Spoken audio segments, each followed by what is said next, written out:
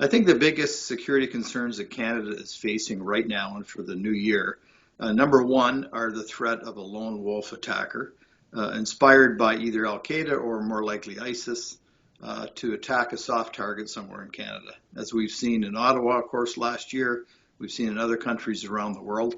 That lone wolf attacker is difficult to identify. We don't know who the enemy is in this war. In the case of that inspired individual, it could be somebody you walk to work with every day, somebody you sit in class with every day. It could be your next door neighbor, or it could be a family member. So it's very difficult for intelligence agencies to gather the right information in order to neutralize that threat. But they successfully have in some cases, and they will continue to. Security services and intelligence work very well together in this country. So that's one threat.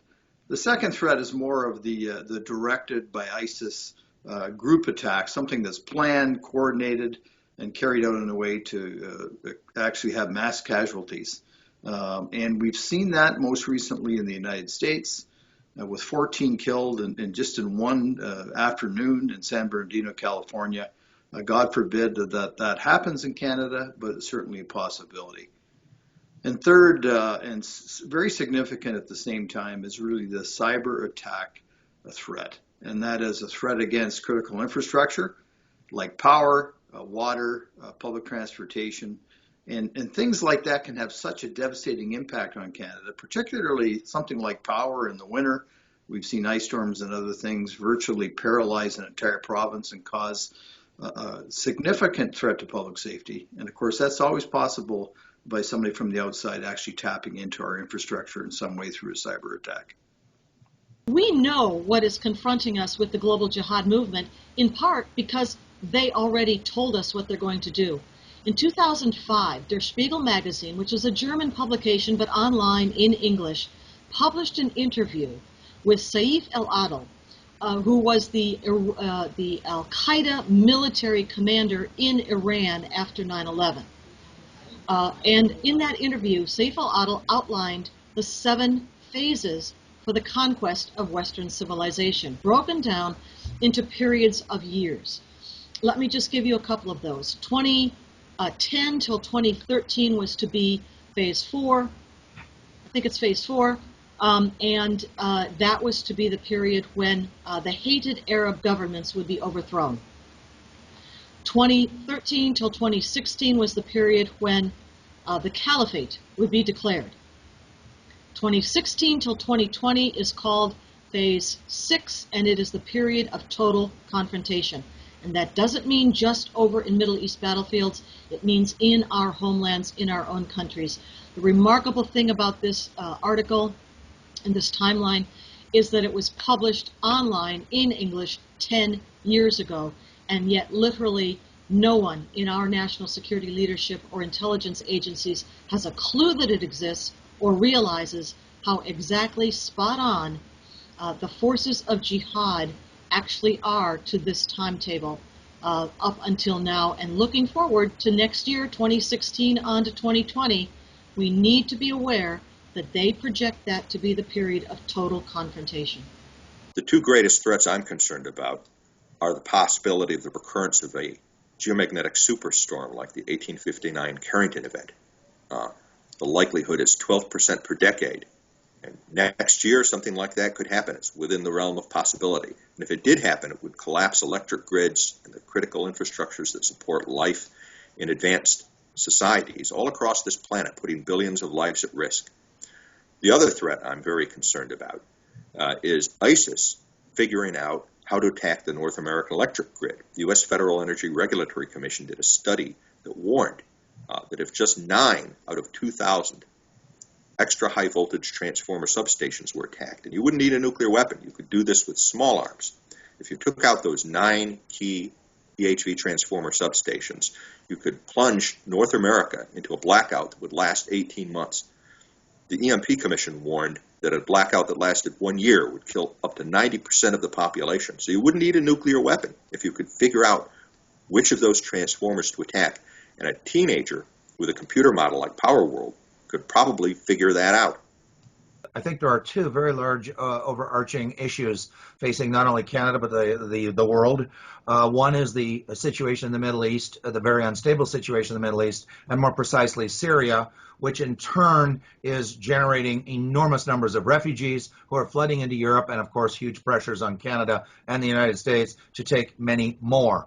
And they're approaching levels that even Chancellor Merkel now acknowledges are unsustainable in her speech of only 2 days ago. And collateral to that, I'm still on my first issue, is of course this is spawning terrorism by people in the West who are disgruntled. And so we see terrorist attacks in Paris and in London and in San Diego and so forth.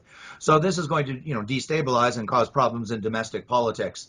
The second issue is more classically economic, and it seems that we are facing, with the exception of the United States, we seem to be in a new normal of lower economic growth of around 2% GDP growth, which is quite pathetic compared to the historical norm of the past 30, 40 years of 4 to 5% when we're not in a recession. Coupled with the meeting which suggests that there is a global consensus on climate change, which in turn suggests that there's going to be some very significant carbon taxes coming to try to change our behavior in using fossil fuel. This is going to, in my view, slow down what is already a slowed down world economy. And so the threat of terrorism creates uncertainty in the economy, reduces consumer confidence, which is trending down. And then you've got lower economic growth, higher unemployment, coupled with looming taxes, such as carbon taxes.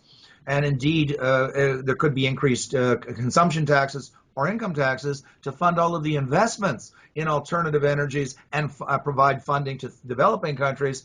So taken all together, my prognosis looking forward is quite pessimistic. Not saying that they can't be resolved, but there are going to be problems going forward. I'm very concerned that the West is going to become embroiled in a Middle East conflict, which will be disastrous. I'm also worried about terrorism, and I'm also worried about Mr. Putin, who seems to me to stir the pot without quite knowing what he's cooking. But my biggest concern is China, which in 2009, for reasons that we do not understand, I should stress that, we have no idea why they did this. They changed their foreign policy. And instead of sort of coexisting with their neighbors, they asserted claims to the entire South Sea, or as it's called in Chinese, or South China Sea as it's called in English, which is 1.5 times as big as the Mediterranean. They claim that as sovereign territory, which is completely illegal under international law. And they claimed territory already belonging to 10 other countries. Now, they have engaged in an immense military buildup, and I think they were initially confident that the other countries would just agree.